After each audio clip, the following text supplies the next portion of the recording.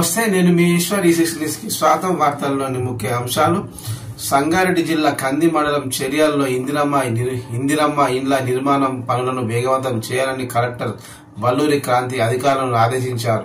ఇందిరమ్మ ఇండ్ల నిర్మాణాలను కలెక్టర్ పరిశీలించారు. ఈ సందర్భంగా ఆమె మాట్లాడుతూ మండలంలో పైలట్ ఎంపికైన చర్యాల గ్రామంలో మండలంలో పైలట్ ప్రాజెక్టుగా ఎంపికైన చర్యాల గ్రామంలో మంజూరైన ఇందిరమ్మ ఇండ్ల నిర్మాణం పనులు వేగవంతం చేయాలని, అలాగే నిర్మాణ పనుల్లో నాణ్యత నియమాలు తప్పకుండా పాటించాలని ఆదేశించారు. ప్రతి ఇల్లు 400 చదరపు అడుగుల విస్తీర్ణంలో నిర్మించాలన్నారు. గ్రామంలో 65 ఇండ్లు మంజూరు కాగా 12 ఇండ్లు బేస్మెంట్ స్థాయిలో ఉన్నాయని హౌసింగ్ పీడీ చలపతిరావు తెలిపారు. అనంతరం కందిలో నిర్మిస్తున్న ఇందిరమ్మ మోడల్ ఇండ్లను నిర్మిస్తున్న హౌజ్లను